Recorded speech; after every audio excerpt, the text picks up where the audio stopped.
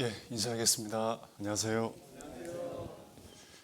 어떻게 명절 잘 보내셨어요? 어르신들, 자녀들 내려오셨나요? 그 인간들이 안 내려왔죠? 예. 아마 코로나 때문에 뭐 이렇게 동네별로 어떤 동네는 뭐 자녀들 오지 말라고 뭐 프랜카드도 걸려 있기도 하는데 부모 마음은 그래도 내려오는 게 좋아요? 안 내려오는 게 좋아요? 그게 진짜 부모 마음이잖아요. 근데 그걸 못 알아채고 알았다고 또 안 내려오는 분들이 있습니다. 자녀들 가운데. 언제 쳐질까 모르겠어요. 예. 저도 어머니께 전화 드렸더니 제 고향이 여수 돌산입니다. 가까워요, 멀어요? 엄청 멉니다. 여기서 돌산까지 가려면 이제 남해 끝까지 가야 되거든요. 근데 뭐 코로나 때문에 뭐 내려오지 마라, 또 너무 머니까 또 내려오지 마라 막 그랬는데 저희 자매가 어머니 그래도 저 유은이 아빠가 내려간대요. 그랬더니 하하 웃더라고요, 저희 어머니. 좋아가지고. 예. 하여간 우리가 그 말을 그대로 받아들이면 안 됩니다. 그 속마음을 읽을 수 있는 그게 이제 쳐들어가는 거잖아요. 성경 말씀도 그렇습니다. 성경 말씀에는요, 그냥 외적인 말씀도 있지만 그 속에 하나님 마음을 읽어야 돼요. 그게 이제 깨달아지는 거거든요. 자녀들이 부모 마음을 읽어갈 때 쳐들어가는 것처럼 신앙도 그런 것 같아요. 그냥 단순히 그냥 성경에 이런 말씀 그걸 끝난 게 아니라 왜 이 말씀을 하나님이 하실까? 어떤 마음일까? 어떤 마음 때문에 이런 말을 할까? 이제 그걸 알아갈 때 이제 철들어가죠, 신앙도. 그래서 오늘 주일 말씀도 그런 마음으로 들으면 좋겠다 싶습니다. 같이 기도하겠습니다. 하나님 감사합니다. 죄악 가운데 있는 우리 영혼을 그리스도 예수님의 십자가의 보혈로 나의 모든 죄를 영원히 용서해 주심으로 구원해 주신 것 너무나도 감사를 드립니다. 하나님을 아버지라 섬길 수 있도록 이제 자녀로서 인도해 주시고 주님 만날 때까지 몸된 교육 가운데 인도해 주신 것 감사를 드립니다.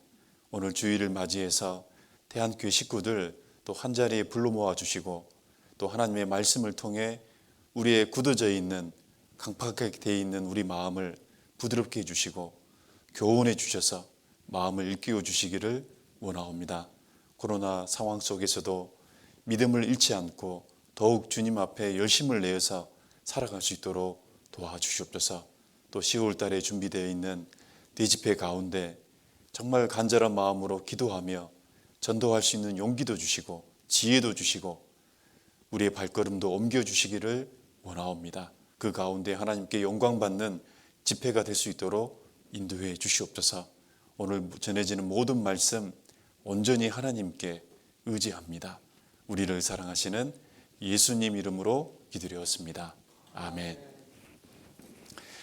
구약 성경 열왕기상 17장을 보겠습니다. 구약 성경 열왕기상 17장 1절로 7절 말씀. 구약 성경 열왕기상 17장 1절로 7절 말씀. 페이지 수로는 545페이지 구약 성경. 제가 한번 읽어보겠습니다. 길르앗에 우고하는 자 중에 디셉 사람 엘리야가 아합에게 고하되 나의 섬기는 이스라엘 하나님 여호와의 사심을 가리켜 맹세하노니 내 말이 없으면 수년 동안, 여기서 이 수년 동안은 3년 반입니다. 3년 반 동안 우로가 있지 아니하리라 하니라. 여호와의 말씀이 엘리야에게 임하여 가라사대 너는 여기서 떠나 동으로 가서 요단 앞 그리 시냇가에 숨고 그 시냇물을 마시라. 내가 까마귀들을 명하여 거기서 너를 먹이게 하리라. 저가 여호와의 말씀과 같이하여 곧 가서 요단 앞 그리 시냇가에 머물매 까마귀들이 아침에도 떡과 고기를 저녁에도 떡과 고기를 가져왔고 저가 시내를 마셨더니 땅에 비가 내리지 아니하므로 얼마 후에 그 시내가 마르니라. 오늘은요, 이 열왕기상 17장에 있는 내용, 이 열왕기 17장 내용에는요 크게 세 가지 내용이 나옵니다. 방금 읽었던 1절부터 7절은 그 하나님이 이스라엘 민족, 이때가 언제냐면 엘리야 선지자가 활동할 시대고, 그때 이스라엘의 왕이 아합 왕입니다. 그리고 이 아합 왕에 아주 악한 처가 있었죠. 그게 이세벨이잖아요. 그래서 이스라엘 민족이 완전히 악한 왕과 악한 처가 서로 결탁이 돼가지고 정말 하나님 앞에 타락했던 시대입니다. 그러면 하나님은 이스라엘 민족이 불순종하고 타락하면 징계를 해야 돼, 안 해야 돼요? 징계를 합니다.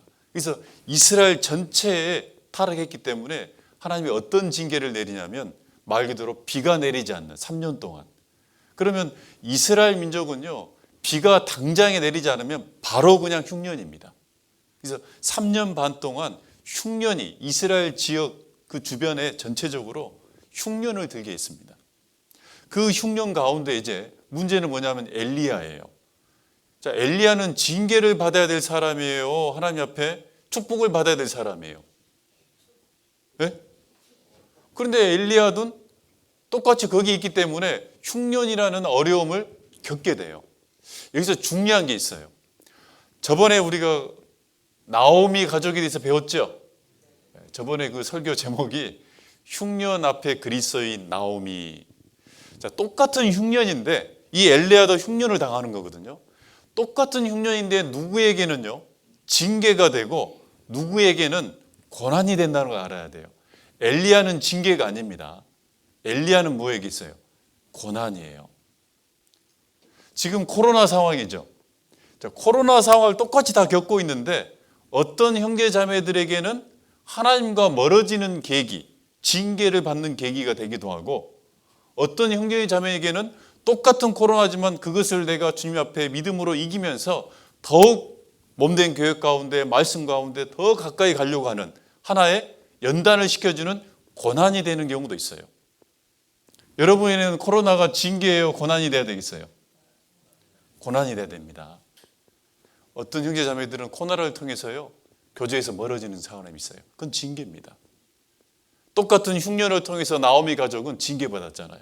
잘못된 선택을 한 거잖아요. 똑같은 흉년이지만 엘리야에게는 뭐냐? 고난이에요. 그럼 고난은 하나님이 이기게 해줄까요? 쉽게 하면 저주받게 해줄까요? 하나님이 그리스도에게 주는 고난은요, 반드시 이기게 해줍니다. 그래서 첫 번째 이 엘리야는 그 흉년을 당할 때 하나님이 피할 길을 주시는 거예요. 그 고난을, 그 흉년이라는 어려움을 견디고 이길 수 있도록 피할 길을 줬어요. 그 피할 길이야 방금 읽었던 말씀에 보면은 요단 앞 그리 시냇가로 네가 가라. 흉년이지만 거기에 시냇가의 물을 너는 먹고, 흉년 가운데는 먹을 게 없지만은 아침 저녁으로 누가 날라와서 줄 거다. 까마귀가 날라와서 떡과 고기를 주는 정말 하나님의 능력, 하나님의 은혜를 엘리야는 받습니다. 그래서 그리 시냇가의 시냇물과 까마귀가 갖다 주는 떡과 고기를 통해서 엘리야는 흉년이라는 어려움을 이기게 되죠. 이 사건이 끝난 다음에 두 번째 사건이 뭐냐면, 하나님이 엘리야에게 너 시돈 땅에 있는 사르밧으로 가라 그럽니다. 사르밧으로 가게 되면은 이제 사르밧의 어떤 과부가 너를 공개해 가지고 또 이 흉년의 나머지 어려움을 견디게 해줄 거다.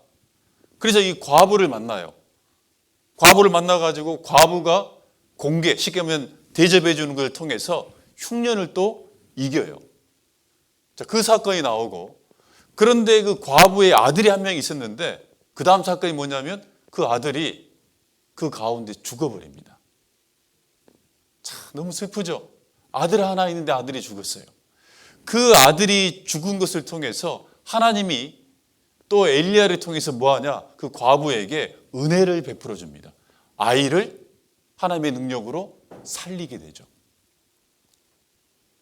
여러분, 고난은요 반드시 끝이 좋은 게 아니라 끝이 좋은 겁니다.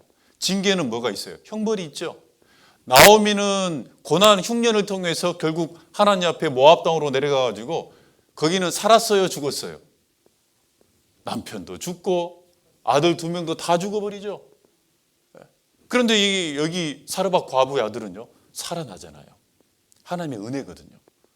살려가지고 그 살아난 것을 통해서 이 사르밧 과부가 이제 하나님 앞에 구원을, 자기 죄를 회개하고 구원을 받는 그 장면으로 딱 끝나요. 좋아요, 안 좋아요? 그죠? 결국은요, 고난은 좋은 거다, 나쁜 거다? 힘들지만 견딜 수 있고, 어렵지만 하나님의 도움으로 쉽게 가면 이길 수 있고, 그리고 그 고난의 끝은 결국은 뭐냐면 살아나고 살아나고 살아나는 구원의 역사가 일어나요. 징계는요, 고통이에요. 그러나 징계가 있을지라도 회개하면 다시 회복해 준다, 안 해준다? 해줍니다. 나오미는 결국 흉년 가운데 징계는 받았지만 10년 뒤에 돌아왔잖아요. 회개했잖아요. 회개했을 때 정말 그 이방 여인 며느리 그 룻을 통해서 결국 나중에 복을 받습니다. 여러분, 우리가 살아갈 때 똑같은 고통이 있어요. 똑같은 흉년이 있지만 누구에게는 징계가 되고 누구에게는 연단이 되는 고난이 되기도 하고 또 누구에게는 그 어려움이 하나님과 더 멀어지는 계기가 되기도 하고 어떤 사람은 도리어 그 흉년이 하나님을 더 가까이 하고 구원받는, 어찌 보면 사르밧 과부는 흉년을 통해서 누구를 만나요? 엘리야를 만나잖아요. 엘리야를 만나가지고 어떻게 되는 거예요? 이방인이었지만 구원을 받잖아요. 여러분, 성경을 읽어보면 하나님 앞에 이 물이 갈라지는 특별한 두 기적이 있죠. 첫 번째는 출애굽기에는 뭐가 나옵니까? 홍해가 갈라지는 기적이 있고, 그 다음에 가나안 땅에 입성했을 때 무슨 강이 갈라지는, 요단강이 갈라지는 그 두 기적이 있죠. 이 두 기적의 이 모습이 다른 점이 있습니다. 홍해가 갈라지는 그 장면은 영혼 구원의 모습을 상징합니다. 그리고 영혼 구원을 받은 사람이 이제 삶 가운데 요단강이 갈라지는 모습은 구원받은 이후에 삶 가운데 하나님의 능력이 나타나는 모습을 보여주는데, 홍해가 갈라지는 것은요, 여러분, 우리가 해야 될 일이 있을까요, 없을까요? 영혼 구원 받는 데 있어서 내가 해야 될 일이 있어요, 없어요? 없어요. 우리를 구원해 주는 누구만 바라보면 돼요? 하나님과 예수만 바라보면 되거든요. 그게 믿음이잖아요. 믿음은 아무것도 할 필요 없어요. 믿기만 하면 돼요. 도리어 내가 천국 가는 데 있어서 구원받는 데 있어서 뭔가를 선을 쌓는다든지 뭔가를 보태려고 하는 게 뭐예요? 그게 잘못된 거죠? 이 성경 본문을 잠깐 잡아놓고요. 출애굽기 14장 보겠습니다. 출애굽기 14장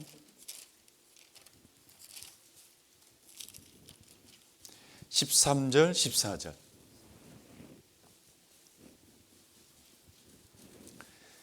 출애굽기 14장 13절 14절. 모세가 백성에게 이르되 너는 두려워 말고 가만히 있어서 여호와께서 오늘날 너희를 위하여 행하시는 구원을 뭐하라? 보라. 보라, 세상 죄를 지고 가는 하나님의 어린 양이로다. 보라, 하나님이 너희를 어떻게 구원하는지 구원을 보라. 너희가 오늘 본 애굽 사람을 또 다시는 영원히 보지 못하리라. 여호와께서 너희를 위하여 싸우시리니 너희는 어떻게 하고 있으라고요? 가만히 있을지어다. 구원은 온전히 예수님의 피로만 우리를 구원해 주기 때문에 우리는요, 그 예수님, 세상 죄를 지고 가는 예수님, 지고 가시고 십자가의 피로 영원한 속죄를 이루신 그 일을 우리는 보기만 하면 되는 거잖아요. 우리는 거기다가 자기 선행을 보탠다든지 자기 의를 더한다든지 어떤 특별한 것을 더해가지고 구원받는 게 아니죠. 그래서 너희는 가만히 있을지어다. 온전히 하나님의 능력으로 구원받는 거예요. 그런데 구원받은 이후에 이제 하나님의 능력은 우리에게는 어떻게 나타나는 거냐? 요단강을 건너는 모습으로 하나님이 역사합니다. 요단강은 가만히 있으면 갈라져요, 안 갈라져요? 홍해는 하나님이 다 해줬잖아요. 요단강은 그러지 않아요. 요단강은 우리가 해야 될 일을 하나님이 한 가지 원합니다. 최종적으로 하나님이 요단강을 하나님의 능력으로 갈라주지만 우리가 먼저 해야 될 일은 뭐냐면 언약궤를 메고, 언약궤라는 건 하나님의 말씀이죠. 하나님의 말씀을 내가 맨다는 것은 하나님의 말씀을 내가 믿고 하나님의 말씀을 의지하고 어떻게 하는 거냐? 내 발걸음이 한 발자국 요단강에 들어가야 돼요. 언약궤를 메고 내 발바닥이 요단강에 한 발자국 들어갔을 때 그때 쫙 요단강이 갈라져요. 우리가 해야 될 일이 뭐냐면 한 걸음은 네가 떼어라 돼 있어요. 한 걸음. 이 여호수아 3장을 잠깐 보겠습니다. 여호수아 3장 구약 여호수아 3장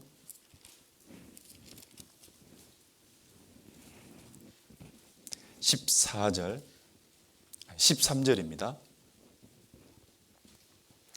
여호수아 3장 13절, 구약 323페이지 여호수아 3장 14절, 제가 읽어볼게요. 백성이 요단을 건너려고 자기들의 장막을 떠날 때 제사장들은 언약궤를 메고 백성 앞에서 행하니라.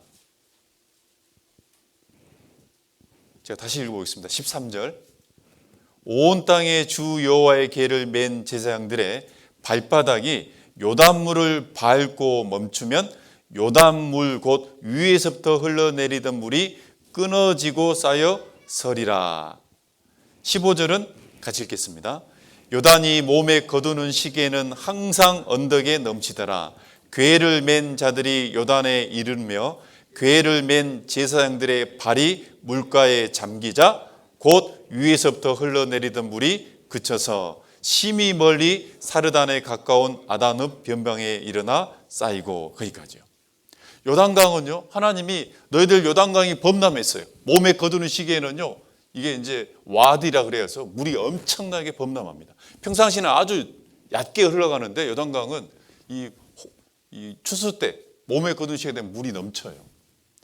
그 도저히 인간의 능력으로는 백성들이 건널 수가 없어요. 물살이 세일 거 아니겠어요? 그런데 하나님이 언약궤를 맨 제사장들이 그 발바닥에 요단물에 딱 닿자마자 쫙 갈라진다. 그럴 때 하나님의 능력이 나타난다는 거예요. 구원받은 이후에는 온전히 하나님의 능력으로 살아가는 거지만, 그러나 우리가 해야 될 일도 있다 없다, 그걸 알아야 돼요. 그 흉년 가운데 엘리야는 그냥 가만히 있으면 흉년을 견디는 걸까요? 그러면 사람은요, 일주일 이상 굶으면 죽습니다. 그럼 흉년을 어떻게 피할 거란 말이냐? 하나님이 반드시 엘리야가 그 고난과 흉년 속에 해야 될 일이 있다 그 말이에요. 까마귀가 날아오게 하는 것, 이건 기적이죠. 한번 생각해 보세요. 흉년 가운데 까마귀가 아침 저녁으로 떡과 고기를 물어서 쉽게 하면 엘리야에게 갖다 주는 것, 그건 하나님의 능력이에요. 그러면 그 하나님이 준비하신 능력과 은혜를 받으려면 엘리야가 해야 될 일이 있을까요, 없을까요? 가만히 있으면 자기한테 오는 거예요? 아니거든요. 우리는 신앙생활을 할 때 반드시 그걸 생각해야 돼요. 어떤 어려움이 있으면 그냥 가만히 앉아있는 게 아니에요. 주님이 주신 고난이 왔다, 가만히 앉아있는 게 아니에요. 혹시 그게 징계다, 징계는 받고 회개해야 되는 것이 해야 될 일이고, 고난이라면 고난을 이기기 위해서 어떻게 하는 거냐, 가만히 있으면 되는 게 아니에요. 한 발자국 요단물에 발이 담기는 것처럼 내가 먼저 해야 될 일이 있다 그 얘기예요. 그 일이 뭐냐? 엘리야에게는 어떤 일을 하나님이 원했냐면, 네가 어디로 가야 된다? 요단 앞 그리시네가로 가야 돼요. 그것이 첫걸음이에요. 그 흉년을 이기기 위해서는 네가 해야 될 일이 뭐냐? 여기서 가만히 앉아있는 게 아니고, 그럼 죽습니다. 여기 있는 게 아니라 요단 앞 그리시네가로 가는 것, 그것이 바로 엘리야가 해야 될 한 걸음이에요. 엘리야가 갔을 때 까마귀는 어디로 오는 거예요? 지금 있는 곳에 오는 거예요? 그리시네가 앞 동편으로 오는 거예요? 그리시네가 앞으로 까마귀가 오는 거거든요. 하나님은 거기에서 흉년을 이길 수 있도록 그곳에 까마귀가 오도록 해놨잖아요. 거기까지 가는 건 누가 해야 돼요? 엘리야가 해야 돼요. 만약에 엘리야가요, 하나님이 다 알아서 해주겠지, 지금 있는 자리에 그대로 있다, 굶어 죽습니다. 그런데 하나님이 피할 길을 줬잖아요. 어디로 가라고? 그리시네가 앞으로 가라고. 다시 본문 돌아가겠습니다. 열왕기상 17장. 열왕기상 17장 3절 4절. 너는 여기서 떠나, 여기 있지 말고, 가만히 있지 말고 한 걸음 걸어야 된다는 거예요. 떠나 동으로 가서 요단 앞 그리시네가에 숨고 그 시냇물을 마시라. 내가 까마귀들을 명하여 어디서? 이 거기서란 말이 중요해요. 거기서 너를 먹이게 하리라. 거기까지 가는 건 누가 해야 된다? 엘리야가 해야 돼요. 우리 형제자매님들이요, 삶 가운데 많은 어려움들, 문제들, 그게 혹시 징계든 혹시 고난이든 그런 어려움 속에서 문제가 뭐냐면요, 그 문제 앞에 그냥 그대로 있는 거예요. 그러니까 문제가 지나가기까지를 그냥 기다리는 거예요. 기다리는 것 중요하죠. 그러나 한 걸음 떼고 기다려야 돼요. 한 걸음 떼지 않으면서 기다리는 것. 그래서 자기는 그걸 인내하고 있다 그래요. 아닙니다. 한 걸음을 떼고 인내해야 돼요. 한 걸음을, 최소한의 한 걸음을 요단강에 들어가고 기다려야 돼요. 엘리야는요, 거기까지 가야 돼요. 요단아 그리시네까지 가야지 거기서 너를 먹이리라. 거기까지 가는 것이 중요해요. 신앙생활의 중요한 원리예요. 여러분 생각해 보세요. 얻으려면 먼저 뭐 해야 될까요? 뭔가를 하나님께 얻으려면은 뭐 해야 돼요? 구해야 되는 거예요. 내가 뭔가를 찾으려면요, 찾으려고 해야 되는 거예요. 문이 열어지기를 원한다면 뭐 해야 되겠어요? 먼저 두드려야죠. 그래서 마태복음 7장 7절 8절의 말씀이 뭐예요? 구하라, 그러면 너에게 주실 것이요. 찾으라, 그러면 찾을 것이요. 문을 두드리라, 그러면 열릴 것이니 구하는 이가 얻을 것이요, 찾는 이가 찾을 것이요, 두드리는 이에게 열릴 것이니라. 얻게 해주고 찾게 해주고 열어주는 것은 하나님이 해야 될 일이라면, 내가 구하고 찾고 두드리는 것은 누가 해야 될 일이다? 내가 해야 될 일이에요. 신앙생활이 우리가 깨어있는 게 뭐냐면요, 어떤 고난과 어려움 속에서 내가 해야 될 일이 뭔지를 깨닫는 게 중요한 거예요. 그걸 고민해야 돼요. 내가 해야 될 일이 뭘까? 최소한의 내가 하나님 앞에 요단강이 갈라지기 위해서 한 걸음 떼야 되는데, 그 내가 한 걸음 떼야 될 것이 무엇인가? 그걸 고민하지 않고 그냥 어떻게 이 문제가 빨리 해결했으면 좋겠다, 지나갔으면 좋겠다, 악으로 깡으로 기다려보자. 아니에요. 그럼 아무것도 없는 거예요. 아무것도 없어요. 연단도 안 되는 거고, 하나님이 준비하신 그 은혜도 확실히 받지 못하므로, 잘못하면 자기 힘으로 그것을 견디려고, 자기 힘으로 그것을 이기려고 하는 거예요. 그래 놓고 나름 이제 내가 믿음으로 이겼다 착각할 수 있습니다. 어려움이 생기고 고통이 있고 문제가 있을 때 뭘 우리 생각하는 거냐? 내가 해야 될 일이 뭐지? 내가 최소한의 구하고 찾고 두드려야 될 일이 뭐지? 내가 최소한의 한 걸음 요단강에 들어가야 될 그 일이 뭐지? 여러분, 그것을 고민할 수 있어야 돼요. 반드시 하나님은 우리가 먼저 해야 될 일을 얘기하고 있어요. 여러분, 성경의 3분의 1이 예언이라 그러잖아요. 자, 성경의 3분의 1이 예언입니다. 예언은 반드시 이루어져야 안 이루어져요? 나 여호와가 말하였으니 이루리라. 나 여호와가 말했으니 속히 이루리라. 나 여호와가 말했으니 반드시 이루리라. 나 여호와가 말했으니 때가 되면 속히 이루리라. 하나님은 반드시 말씀하신 대로 이루어지죠. 예를 들어서 이스라엘 민족이 마지막 때가 되면은 반드시 독립하고 회복해 안 해요? 해야 안 해요? 지금 회복했죠? 하나님 말씀이 반드시 그렇게 돼요. 그러면 중요한 게 있습니다. 그럼 이스라엘 민족이 그냥 가만히 있으면 이스라엘 민족이 마지막 때 이루어질까요? 하나님이 예언되어 있을지라도 이스라엘 민족이 최소한의 해야 될 일이 있어야지 하나님은 이스라엘 민족이 마지막 때 독립하게 되는 거예요. 예언되어 있지만, 하나님 반드시 이루시지만 이스라엘 민족도 최소한의 해야 될 일이 있어요. 그게 뭘까요? 최소한의 해야 될 일이 뭐냐면요, 모든 어려움 앞에 하나님의 궁유를 얻기 위해서 최소한의 먼저 해야 될 일이 뭐냐면 기도입니다. 뭘 해야 된다고요? 기도예요. 기도가 모든 첫걸음의 출발이에요. 기도하면서 그리고 내가 해야 될 일을 찾아야 돼요. 에스겔 36장을 보겠습니다. 구약 성경 에스겔 36장.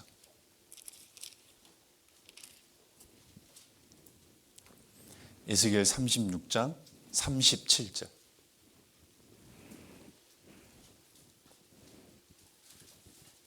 에스겔 36장 37절.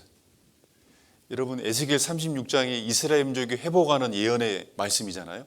근데 그 예언이 이루어지려면 이스라엘 민족이 또 해야 될 일이 있어요. 그냥 되는 게 아니에요. 37절 제가 읽어보겠습니다. 나 주 여호와가 말하노라. 그래도 그래도란 말은요, 하나님이 마지막 때 이스라엘 민족이 황무한 땅을 기경처럼 에덴 동산 것처럼 그리 각국에 흩어졌지만 다시 돌아오게 한다. 그 예언이 하나님이 뜻을 정했을지라도 그래도 이스라엘 족속이 이와 같이 자기들에게 이루어 주기를 내게 뭐 해야 된다? 구해야 할지라. 그래도 이게 뜻이 정해져도요, 구하지 않으면 안 돼요. 그래서 반드시 하나님 앞에 우리가 해야 될 일이 있다는 걸 명심해야 됩니다. 이 누가복음에 보면은 하나님이 이스라엘 백성들한테 들의 백합화를 보라, 까마귀를 보라, 심지도 먹이지도 않았지만 창고가 있고 하나님이 다 길러준다 그랬잖아요. 그런데 생각해 보세요. 그 공중에 있는 새예요. 공중에 있는 새. 둥지에 앉아가지고 아이고 죽겠네 하고 있는 새를 먹여주는 게 아니라 공중에 나는 새를 하나님은 보살핀다고 돼 있어요. 공중에 날고 있는 새는 어떤 새겠어요? 지금 흉년 가운데 먹을 게 없지만 최소한의 자기가 먹을 것을 찾아보려고 노력하고 있는 그 새에게 하나님은 돌봐주는 거예요. 무조건 그냥 둥지에 앉아가지고 아이고 나는 이제 어쩔까, 그 사람에게 하나님의 은혜가 오지 않습니다. 엘리야가 만약에 그 자리에 그대로 앉아가지고 흉년 나 때문이 아니잖아요. 이스라엘 민족이 잘못해서 왔잖아요. 그러니까 하나님 알아서 해주세요. 그 자리에 가만히 있으면요, 결국 죽습니다. 욥기 38장입니다. 욥기 38장. 시편 앞에 욥기 38장 41절. 욥기 38장 41절. 구약 799페이지. 제가 한번 읽어보겠습니다. 까마귀 새끼가 하나님을 향하여 부르짖으며 먹을 것이 없어서 오락가락 할 때에 그것을 위하여 먹을 것을 예배하는 자가 누구냐. 정말 흉년 가운데 이제 짐승도 먹을 게 없어서 죽어가고 있습니다. 근데 까마귀 새끼가 부모가 없어요. 부모라도 있으면 부모가 먹을 것을 어떻게 구해서 주면 좋은데 부모도 이제 이미 죽어버린 것 같아요.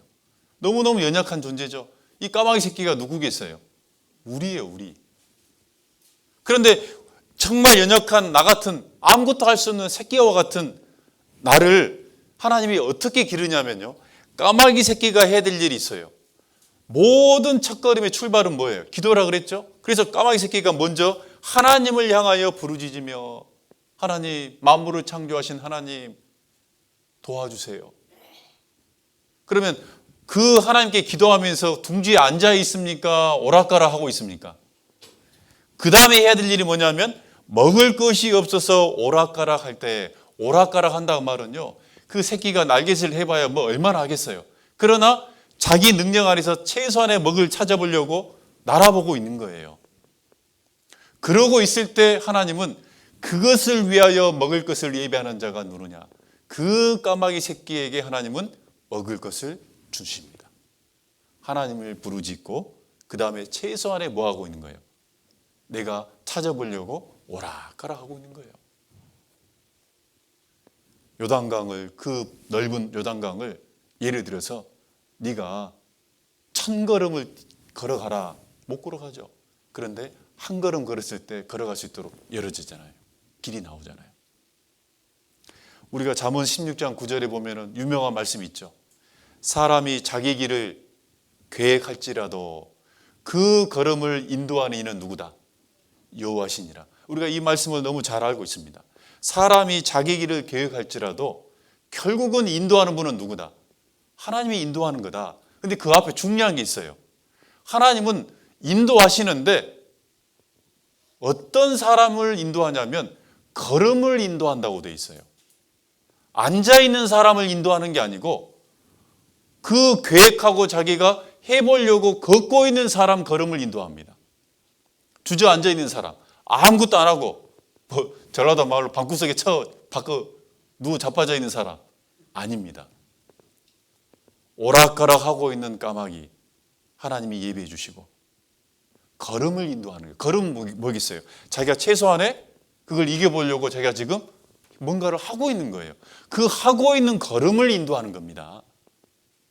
그래서 우리는 이런 흉년이나 고난이나 어려움, 문제가 있을 때 그것을 어떻게 내가 이걸 해야 될 거냐? 내가 해야 될 일이 뭔지를 찾는 거예요. 그걸 먼저 고민하고 그리고 뭐 하는 거냐? 그걸 내가 한 걸음 해보는 거예요. 해보고 있을 때 뜻하지 않는, 내가 생각지 않은 하나님의 피할 길이, 하나님의 도우심이, 하나님의 은혜가 내 앞에 펼쳐지는 거예요. 그렇게 해서 흉년을 넘어가는 겁니다. 예전에 이제 어떤 한 남자가 있었어요. 그 남자가요, 사업이 망했어요. 그래서 이제 너무너무 힘들어요. 그래서 하나님 앞에 이제 교회 와서 하나님께 기도를 했어요. 왜? 구하라 그래야면 주실 것이요. 이 말씀을 믿고 정말 믿음으로 구했어요. 뭘 구했냐? 내가 다시 이 삶이 회복되고 하나님 앞에 정말 열심으로 헌신할 수 있으려면은 딱 한 가지 방법밖에 없다. 그 방법이 뭐냐면 로또 복권에 당첨되는 거다. 그래서 이제 정말 하나님께 아까 믿음으로 내가 뭐 육신에 빠지려고 그런 게 아니라 정말 더 신앙생활을 잘하고 하나님께 더 열심히 헌신하기 위해서 내가 로또 복권에 당첨돼 달라고 하나님께 기도를 하는 거예요. 기도를 했는데 일주일, 2주, 한 달, 2달, 3달, 4달 돼도 당첨이 안 돼. 그래서 이제 원망이 생긴 거예요. 하나님 너무합니다. 언제는 구하면 주신다 그러는데 왜 안 들어줍니까? 원망하고 있을 때 하나님이 나타나서 한마디 했대요. 뭐라고 하는지 아세요?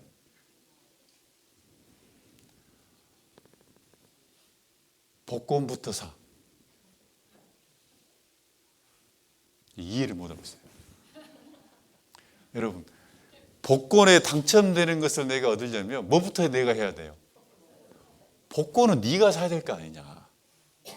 복권도 안 사놓고 복권 당첨되기를 원한다. 참 우리에게 교훈이 주는 겁니다.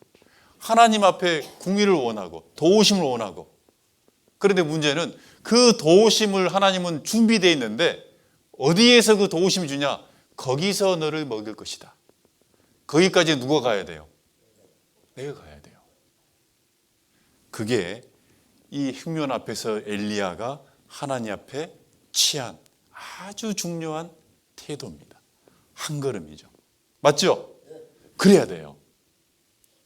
그래서 아침 저녁으로 정말 이 까마귀가요 떡과 고기를 가지고 오고 그 앞에 그리시네과 시냇물을 먹으면서 엘리야는 좋아요 안 좋아요?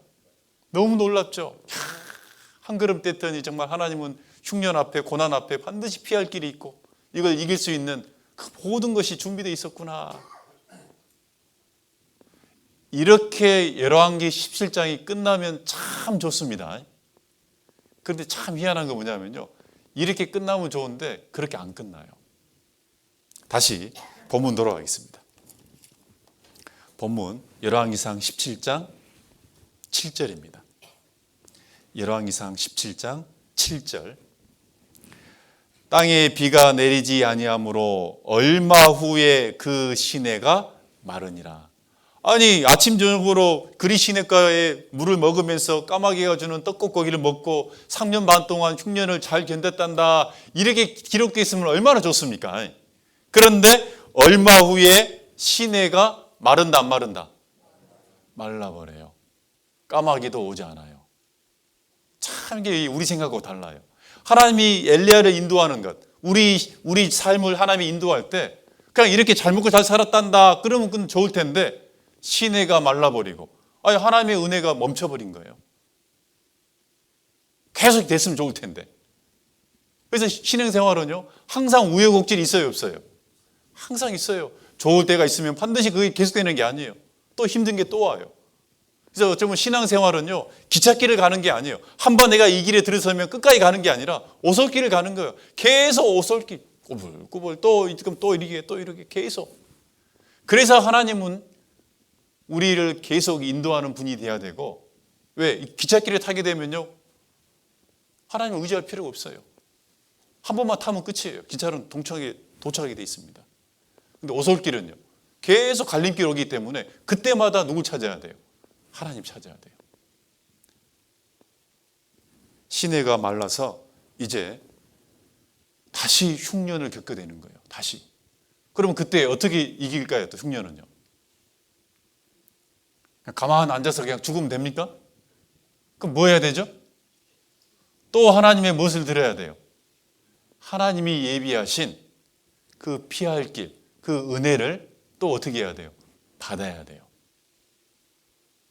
그런데 거기서 해야 될 일이 뭐냐면 여호와의 말씀을 듣는 거예요. 그리시네가에 가게 되는 원인도 흉년이 있다.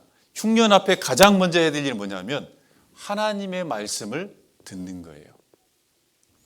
17장 2절에 보면 여호와의 말씀이 엘리야에게 임하여 가라사대.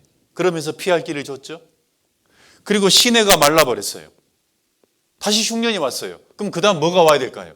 여호와의 말씀이 다시 와야 돼요. 그래서 8절에 읽어보겠습니다.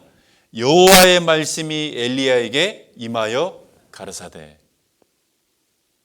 그럼 가만 우리가 생각할 게 있어요. 항상 하나님은 먼저 우리에게 말씀을 통해서 우리가 해야 될 일을 보여주고 있었구나. 어떤 사람이 고난 가운데 있는데 말씀 앞에 없어요. 그 사람은 말씀을 통해서 내가 해야 될 일, 말씀을 통해서 하나님이 준비하신 일 들을 수가 없어요. 그럼 어떻게 되겠어요? 자기 생각대로 그 고난을, 징계를, 고통을 이겨보려고 결국 뭐예요? 곁길로 갑니다. 여호와의 말씀이 엘리야에게 임하여 가라사대. 여호와의 말씀이 엘리야에게 임하여 가라사대.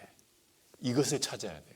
그래서 우리가요, 어려움이 있으면 있을수록 뭘 더 많이 가까이 해야 돼요? 말씀을요. 요즘 내가 어떤 어려움이 있다. 그러면 요즘 내게 들리는 말씀 속에 답이 있어요. 오늘 내가 어떤 어려움이 있다. 그러면 오늘 내가 듣고 읽고 있는 말씀 속에 뭐가 있냐? 하나님의 말씀, 답이 있어요. 그래서 여러분요, 반드시 어려움 속에 어떤 것이 딱 봉착한다 생각이 들면은 지금 내가 요즘에 듣고 있는 말씀 속에 귀를 기울여야 돼요. 그 속에 하나님이 내가 해야 될 일, 하나님이 준비하신 피할 길, 하나님의 은혜가 여러분 있다는 걸 알아야 돼요. 모세도 이스라엘 백성들에게 뭘 원한지 아세요? 너희가 평상시에 들었던, 옛날에 들었던, 10년 전에 들었던 그 말씀에 귀를 기울여라. 이렇게 안 돼 있어요.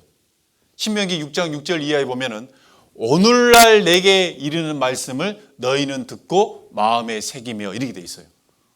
언제 듣고 있는 말씀이라고요? 오늘날. 요즘 내가 어려움은 요즘 내가 들려지는 말씀 속에 하나님의 지혜와 답이 있습니다. 시내가 말랐을 때 이제 하나님이 또 엘리야에게 뭐예요? 말씀해 주세요. 그 말씀이 뭐냐면 9절. 너는 일어나 시돈에 속한 사르밧으로 가서 거기 유하라. 내가 그곳 과부에게 명하여 너를 공개하게 하였느니라.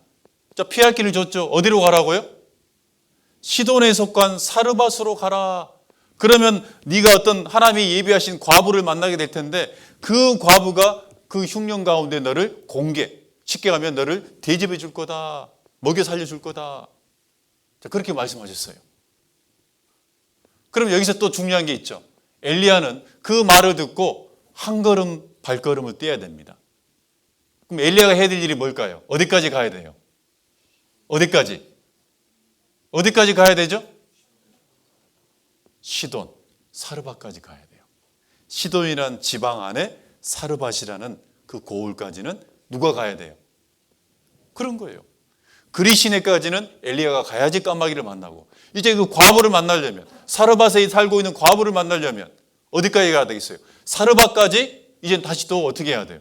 가야 돼요. 그게 바로 요단강을 가르는 한 걸음이에요. 그 말씀 속에 다 답이 있어요. 말씀 속에 내가 한 걸음 떼야 될 것이 무엇인지 깨달아야 돼요. 어떤 거는 기다림, 어떤 거는 인내, 어떤 거는 내가 어떤 것을 해야 될 것들이 하나님 반드시 주시는 거예요. 그 엘리야는 또 어떻게 했을까요? 그 말씀대로 내가 해야 될, 하나님이 예비하신 그 은혜를 받기 위해서, 피할 길을 얻기 위해서 시돈에 속한 사르밧까지 어떻게 된다? 가야 된다. 그 얘기예요. 가야 된다. 엘리야는 갔어요, 안 갔어요? 갔어요. 가니까 하나님이 예비하신 누굴 만나요? 사르밧 과부를 만나는 거잖아요. 그 과부를 만나서 엘리야가 과부에게 이제 특별한 것을 요구합니다. 거기 10절입니다. 10절 이하 제가 읽어보겠습니다. 저가 일어나 사르밧으로 가서, 이게 한 걸음이잖아요. 내가 해드릴 일이에요. 갔더니 성문에 이를 때 한 과부가 그곳에서 나뭇가지를 줍는지라. 이에 불러 가로되 청컨대 그릇에 물을 조금 가져다가 나로 마시게 하라. 저가 가지러 갈 때 엘리야가 저를 불러 가로되 청컨대 내 손에 떡 한 조각을 내게로 가져오라. 저가 가로되 당신의 하나님 여호와의 사심을 가리켜 맹세하노니 나는 떡이 없고 다만 통에 가루 한 움큼과 병에 기름 조금뿐이라. 내가 나뭇가지 두 옷을 주워다가 나와 내 아들을 위하여 음식을 만들어 먹고 그 후에는 죽으리라. 자, 과부를 딱 만났어요. 사르밧 성문에 딱 이르니까 정말 바로 딱 만나요. 순종하면 바로 만나게 돼 있어요. 만났을 때 이 특별히 과부에게 물을 좀 가져다가 조금 주라. 내가 목이 마르다. 물을 갖다 주려고 했더니 기왕 물만 갖고 오지 말고 내가 배가 고프니까 떡 한 양판이에요, 한 조각이에요? 떡 한 조각이에요. 아주 작은 끼니만 때울 수 있는 떡 한 조각만 좀 내게 갖다 달라. 그랬더니 이 사르밧 과부가 자기 상황을 얘기합니다. 내가 당신의 섬기는 하나님을 가리켜 내가 맹세하노니, 내가 거짓말 아니다. 정말 나한테는 가루 한 움큼, 밀이 가루 한 움큼밖에 없다. 이 가루 한 움큼하고 기름 조금 있다. 이거 마지막으로 이제 전 지져가지고 떡 하나 만들어가지고 이제 마지막으로 내 아들과 먹고 이제 나는 우리는 죽어야 될 상황입니다.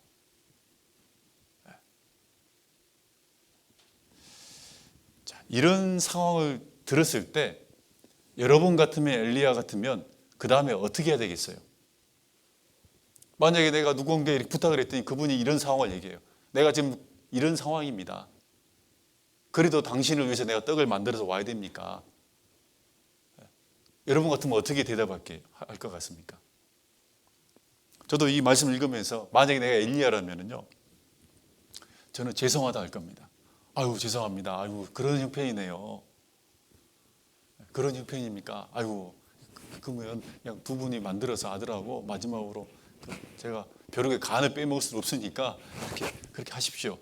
저는 다른 사람을 찾아보겠습니다. 제 성격 같은 경우는 그렇게 합니다. 근데 엘리야는 그렇게 했어요. 그래도 갖고 오라 그래요. 이제 이게 중요해요. 형제 자매님들이요, 어려움 속에 있을 때 이제 아까 얘기한 것처럼 하나님의 말씀을 통해서 뭔가 답을 얻으려고 내가 해야 될 일을 찾으려고 말씀을 듣는데 중요한 게 있어요. 그 말씀을 들을 때 인간적으로 들으면 안 돼요. 자매님, 이런 어려움이 있지만 그래도 이렇게 했으면 좋겠습니다. 그럴 때 어떤 자매님은 너무합니다. 지금 내 형편이 이러는데 이 와중에 또 이렇게 하라고 그럽니까, 목사님? 네, 그렇게 해야 됩니다. 그래도 이렇게 해야 됩니다. 아무리 흉년이 있어도 나오미와 엘리미에게 얘기한 것처럼 모압 땅으로 가면 안 됩니다. 지금 이렇게 어려운데요? 그래도 가면 안 됩니다. 하나님이 여호와의 총회에 영원히 들어오지 못하는 그 모압 땅은 저주받는 땅이니까 그리스도인이 거기 가면 안 되잖아요. 그런 것처럼 인간적으로 여러분 말씀을 들으면 큰일 납니다.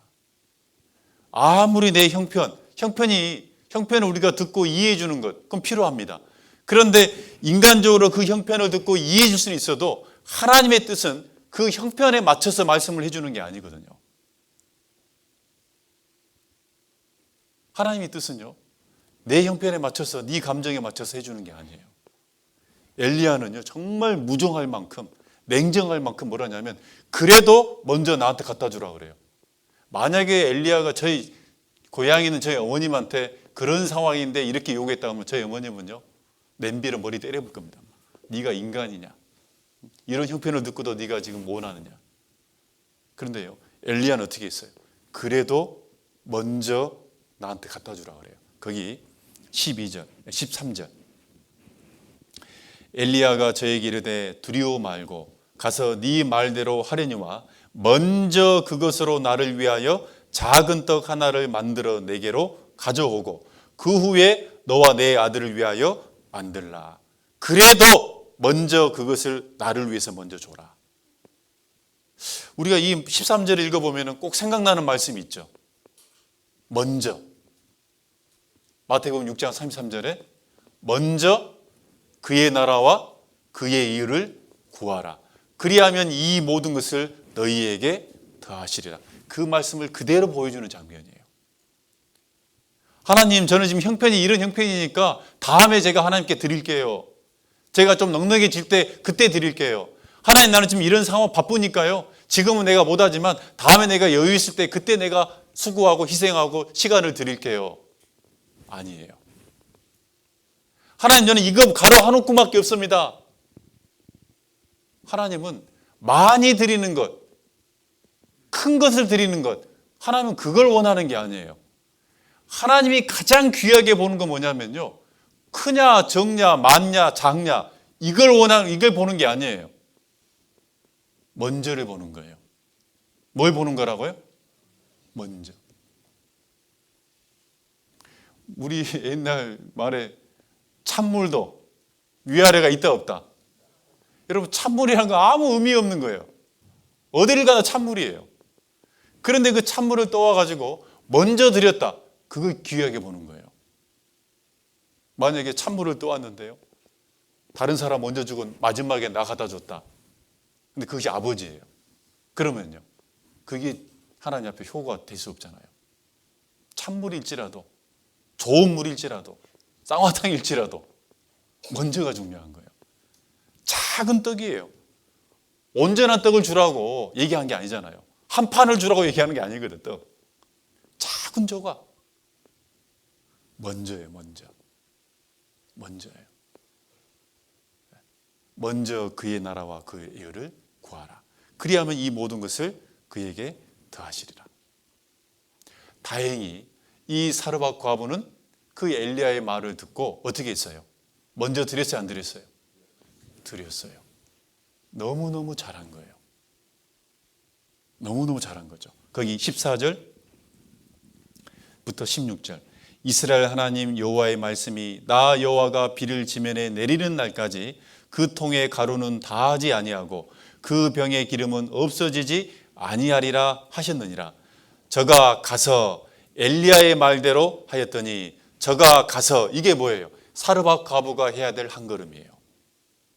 저가 가서 최소한에 먼저 해야 될 일이 뭐냐?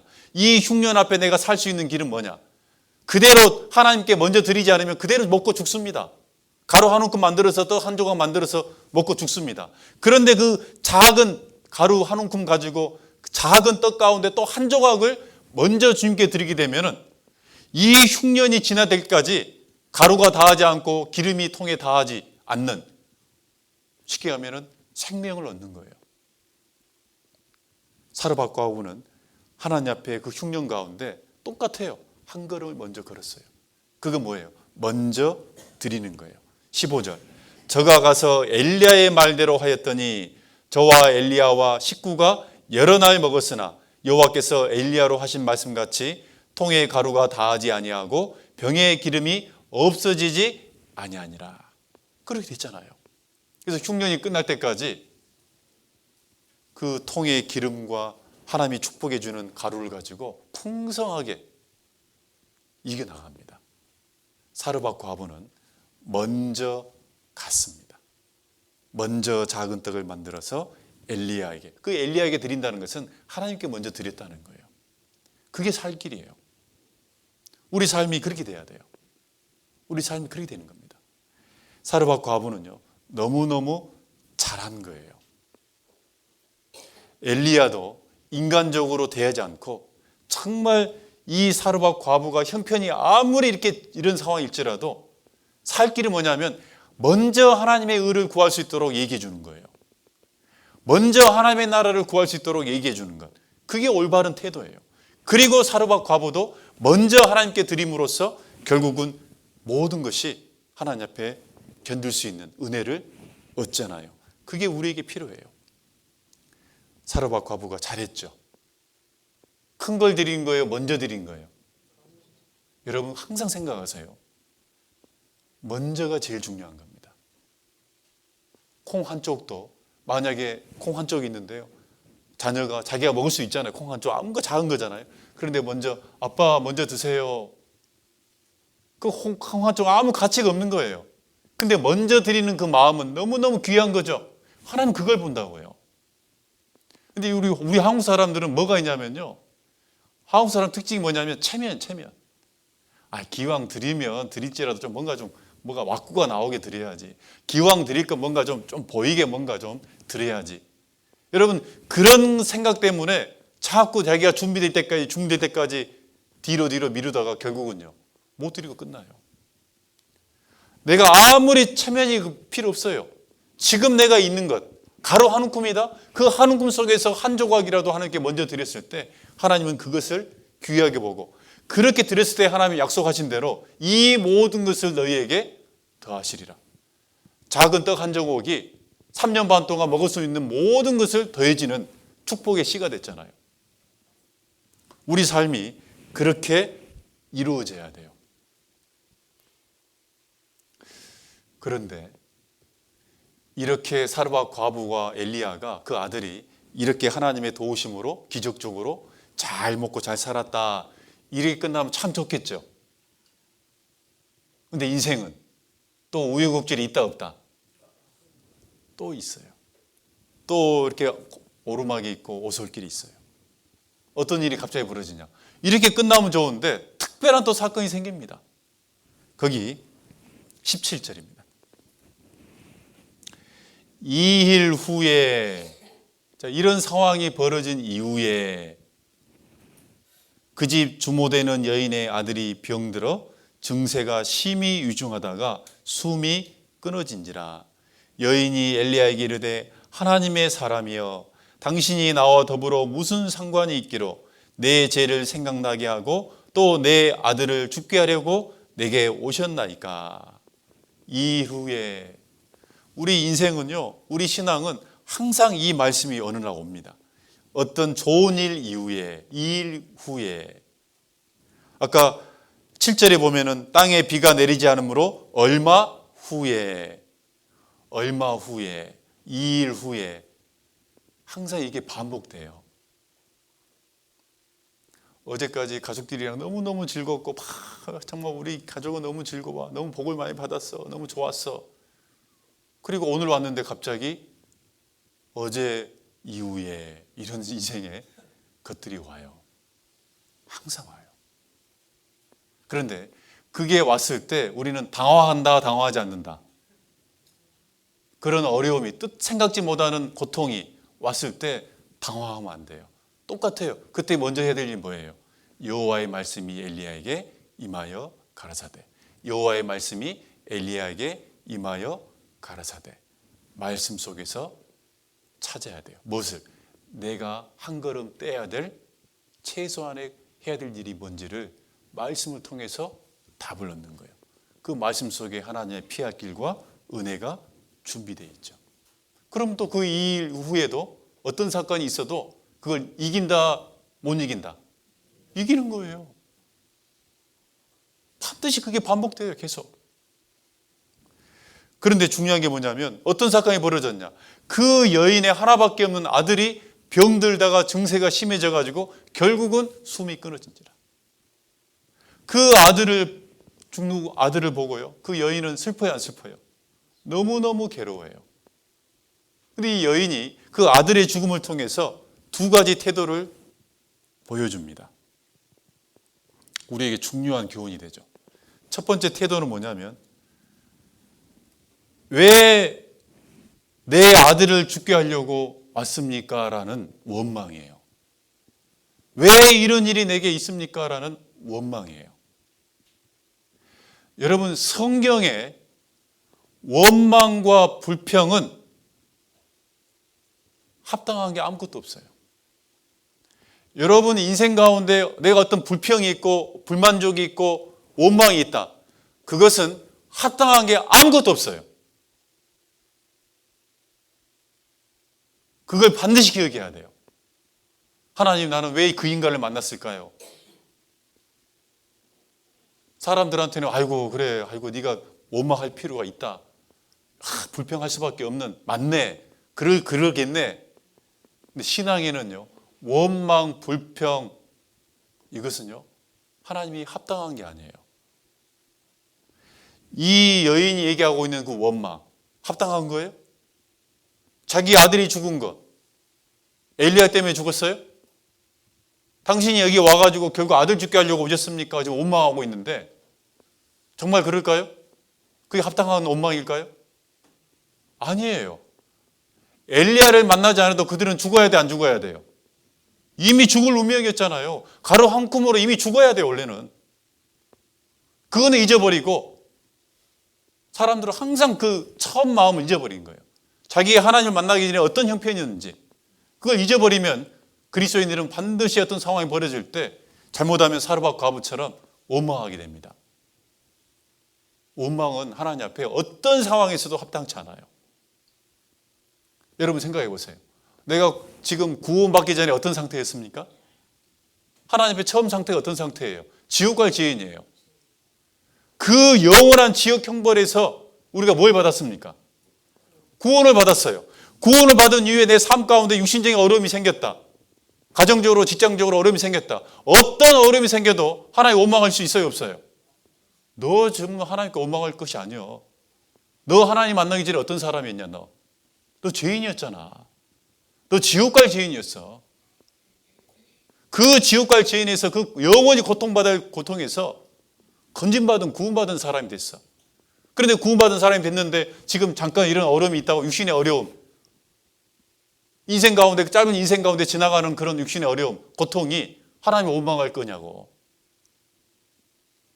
원망할 필요 없잖아요. 어찌 보면 이 사르밧 과부는요, 엘리야를 만나기 전에 자기 지금 처음 상태, 그걸 잊어버리면 이런 문제가 생겨요.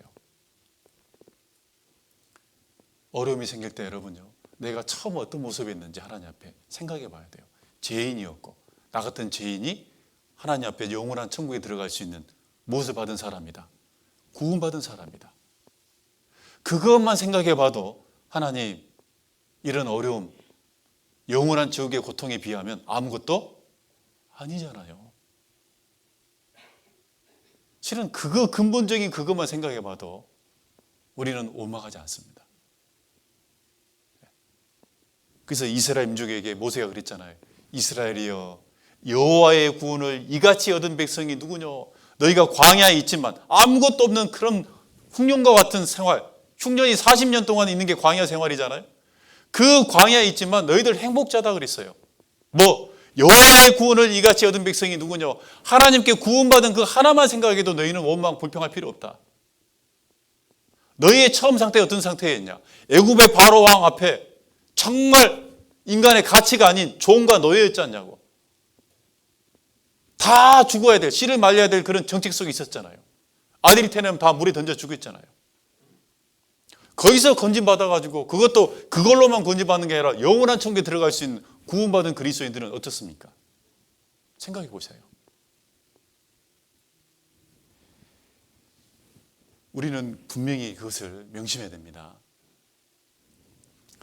그런데 이 엘리야가 이제 그 말을 듣고 그 아들이 죽은 상태를 보고 나서 엘리야는 어떤 행동을 합니까? 원래는 어떤 문제가 생기면은 반드시 여호와의 말씀이 내게 임하여 가라사대, 이걸 기다려야 되죠. 이걸 받아야 되죠.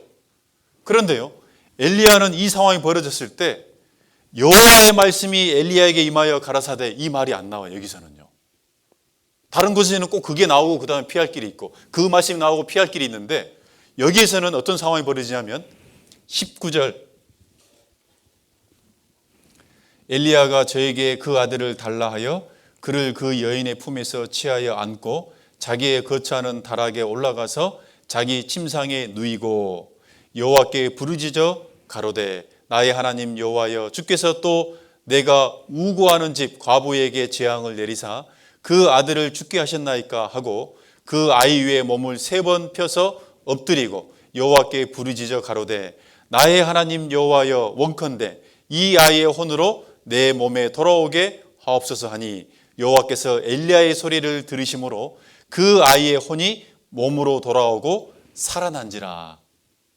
자, 엘리야가 하나님께 부르짖고 그리고 아이를 자기가 거처하는 다락방에서 살립니다. 하나님의 능력으로. 여기서 중요한 게 있죠. 왜 아이를 살리는 일에 있어서는 여호와께서 엘리야에게 말씀 임하여 가라사대 이 말씀이 없고 바로 엘리야가 행동을 취했을까요? 안 궁금합니까? 저는 말씀 묵상하면서 그게 궁금하더라고요. 근데 왜 여호와의 말씀이 임하지 않냐면 생명을 살리는 데 있어서는 그건 하나님께 물어볼 문제가 아니에요. 생명을 살리는 일에 있어서는 그거는 어떤 상황이 필요한 게 아니에요. 무조건 뭐 해야 돼요? 생명을 살리는 거예요. 물을 필요가 없어요. 한마디로 얘기하면요, 영혼을 구원하는 일이 있어서 물어야 될 문제입니까? 하나님께 묻고 전도해야 될 문제예요? 무조건 구원받지 않은 사람한테는 어떻게 해야 돼요? 기회가 있는 대로, 때가 있든 없든 간에, 기회가 있든 기회가 없든 간에 항상 뭐 하는 거예요? 힘쓰란 말은요, 곧바로 하라는 얘기예요. 아이의 생명을 살리는 일, 육신의 생명도 있지만 어쩌면 그 영혼을 얘기하는 것도 있어요. 그 영혼을 구원에 있어서는 하나님의 말씀을 기다릴 필요가 없어요. 생명에 관련된 일은 당연히 살려야죠. 그게 하나님의 뜻이죠. 그래서 엘리야는요, 바로 부르짖고, 왜? 생명을 살리는 일에 있어서 하나님의 도움이 필요하니까 바로 부르짖고 하나님 앞에 자기가 해야 될 일을 바로 한 거예요. 자기 저소에 데리고 가서 그 몸 위에 3번 펴서 엎드리고 하나님께 살려달라고. 3번 엎드린다는 것은요, 간절히 그 영혼이 살아나기를 원하는 하나의 태도예요. 저희 서산교회 교회 목표 중에 한 가지 뭐냐면 집회가 있을 때마다 3명에게 3번 이상 강권하기예요. 3명에게 3번 이상 강권하기예요. 왜? 3번 펴서 몸을 엎드린 것처럼 3번 찾아가는 거예요. 한 번 갔더니 냉정하게 안 된다고. 그럼 끝난 게 아니라 다음에 기회 해야 되겠다. 아니에요. 또 한 번 가고 또 한 번 가고 3번. 최소한 우리가 3번 합시다. 3번 했더니 3번 다 거절했다. 그러면 하나님께 기도하고 다음을 기다립시다. 근데 한 번으로 끝내는 건 그건 너무 형식 아니냐고 말이지. 2번은 그럴 수 있다. 3번은 진짜잖아요. 어떤 사람이 3번 동시에 이뤄졌다. 진짜 마음을 가지고 나를 전도하려는 마음이 전해지는 것이 3번째부터입니다. 근데 보통 우리는 한두 번 하다가 끝내버리잖아요. 그러면 안 돼요. 엘리야는요, 생명을 살린 데 있어서는 곧바로 어떻게 했어요? 바로 행동을 취했습니다. 그리고 하나님의 간절한 부르짖음을 통해서 하나님이 그 기도를 듣고 아이를 살려내죠. 이 아이가 살아남으로써 이 여인이 마음이 바뀌었습니다. 마음이 바뀌었죠. 어떻게 됐냐? 24절. 여인이 엘리야에게 이르되 내가 이제야 당신은 하나님의 사람이시요 당신의 입에 있는 여호와의 말씀이 진실한 줄 아노라. 이 안단 말은 깨달았다. 이제야 정말 엘리야가 믿는 여호와 하나님이 진짜 참 하나님이고 그 하나님이 나를 우리 영혼을 구원해 주는 진실한 분이라는 것을 내가 이제야 깨달았다. 이 사르밧 과부가 언제 구원받았냐?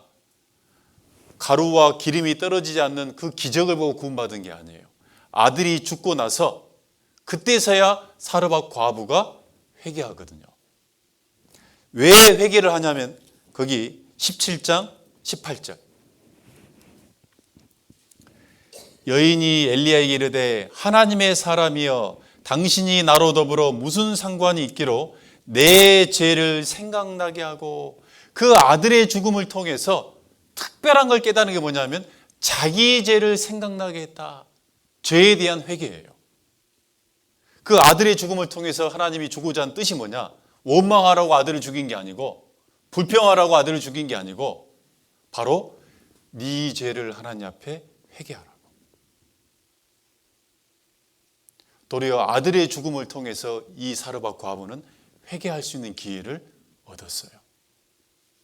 그 회개함으로 이제 아들이 살아나고, 그 아들이 살아난 걸 통해서 그 회개했던 것이 뭘로 바뀐 거예요? 구원에 이른 거예요. 하나님은요, 어떤 특별한 사건을 통해서 하나님은 우리에게 뭘 원하냐면 생각나게 하는 거예요. 당신이 나로 더불어 무슨 상관이 있기로 내 죄를 생각나게 하고, 하나님은 어떤 특별한 사건을 통해서 뭘 우리에게 원하냐면 너희들 생각해야 될 게 있다는 거예요. 너 요즘에 이런 문제를 통해서 너 좀 생각할 게 있어. 너 이런 걸 통해서 요즘에 너는 하나님 앞에 이것을 생각하게 될 것이 있어요. 하나님은요, 생각나게 하시는 분이라는 거 여러분 잘 기억해야 됩니다. 특별히 사르밧 과부에게는 뭘 생각나게 했냐면 네가 인생 가운데 하나님 앞에 죄에 대해서 생각나게 하는 거예요. 그 죄가 생각남으로써 뭘 원하겠어요? 회개하고 구원받아야 돼. 또 이미 구원을 받았다면 회개하고 돌이켜야 돼. 그래서 우리는요, 어떤 흉년이나 어떤 사건이나 어려움을 통해서 그냥 어려움이 그냥 있는 것 같다 이게 아니라 반드시 그걸 통해서 우리는 생각해야 돼요. 특별히 뭘 생각해야 되냐? 요즘 내가 하나님 앞에 합당치 않은 죄가 있는지, 내가 붙잡고 있는 죄가 있는지, 잘못된 어떤 합당치 못한 마음이 있는지, 태도가 있는지, 이런 것들을 여러분 생각하고 돌아보고 돌이키는 회개의 시간을 가질 필요가 있어요. 그런데 만약에요, 회개의 시간보다 원망에 붙잡혀 있다. 왜 하나님 나한테 이런 일이 생겼습니까? 너무합니다 하나님 정말. 이 원망에 붙잡혀 있다면요, 어떻게 되겠어요? 회개할 수 없어요. 근데 보면은 저도 이제 형제 자매들과 교제하다 보면요, 어떤 그 형제님 자매님에게 어려움이 있어요. 그럼 어려움 속에서요, 대부분 뭐에 붙잡혀 있냐? 왜 이런 일이 나한테 있습니까? 내가 뭘 잘못했습니까? 근데 뭘 잘못했다는 것이 뭐냐면 잘못한 게 없다고 얘기하는 거예요 지금. 그런데 정말 올바른 태도는 뭐냐면 때로는 육신에 붙잡혀 있어가지고 처음에 내 상태를 잊어버리고 원망할 수 있습니다. 그러나 원망은 내 처음 상태를 생각해 보면 원망이 사라지죠. 그래도 감사합니다. 그리고 생각할 게 뭐다? 하나님 앞에 혹시 내가 해결해야 될 죄가 뭔지 돌이키는 거예요. 그 돌이킴이 결국 뭐가 돼요? 구원에 이르는 거예요. 그 돌이킴이 하나님 앞에 회복이 되는 거예요. 나오미는요, 그 아들이 죽고 남편이 죽고 모든 게 다 잊어버리고 10년이 됐을 때, 그때서야 이제 뭐가 생각났어요? 자기가 잘못 살았구나. 그때서야 자기 죄를 깨닫고 뭐 했어요? 돌이켰잖아요. 다시 하나님께 돌아왔잖아요. 그게 회개하고 돌아오는 거예요. 돌아왔을 때 이 나오미가 이제는 뭐가 됐어요?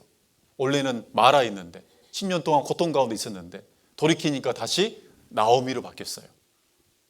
그 나오미의 뜻이 뭐예요? 풍족하다, 윤택하다, 다시 회복됐다는 뜻이에요.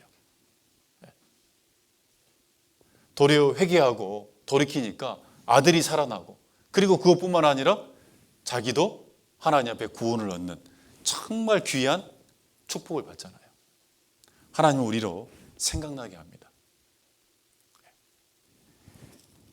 요한복음 14장입니다. 요한복음 14장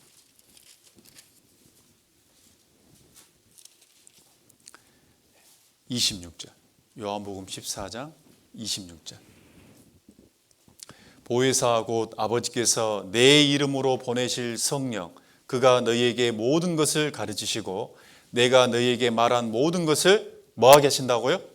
생각나게 하시리라. 성령은요, 우리를 인도하시는데 그 성령님께서는 어떻게 우리를 인도하냐면 생각나게 함으로 우리의 마음과 발걸음을 인도해 줘요. 생각나게 함으로. 반대로 마귀도 뭐예요? 마귀도 생각을 통해서 역사한다는 걸 알아야 돼요. 13장, 요한복음 13장 2절입니다. 앞에 한 장 앞으로 가서요. 요한복음 13장 2절 같이 읽어봅시다. 마귀가 벌써 시몬의 아들 가룟 유다의 마음에 예수를 팔려는 생각을 넣었더니, 마귀도 생각나게 해서 죄에 빠지게 하고 성령께서도 우리에게 말씀을 생각나게 함으로 우리의 올바른 마음과 태도를 인도해 나가는 거예요. 그래서 우리는요, 두 가지를, 어떤 상황이 벌어지면 두 가지가 딱 떠오르게 돼 있어요. 원망과 자기 죄를 돌이키는 것. 어디에 가 있어야 되겠습니까? 어디 있어야 돼요? 이쪽을 선택해야 돼요. 원망은 마귀가 주는 생각이에요. 어떤 상황에서도 우리는 뭘 하는 거냐? 원망하고 불평하고 왜 그럴까? 이게 아니에요. 그 상황에 도리어 내가 고개를 숙이고 무릎을 꿇고 자기를 돌아보는 거예요. 그게 우리가 가져야 될 태도예요. 태도. 그랬을 때 이 사르밧 과부가 이제야 여호와 하나님이 참 하나님이고 정말 진실한 분이고 당신의 하나님이 진짜 하나님이라는 것을 네가 이제야 알리라. 그게 구원입니다.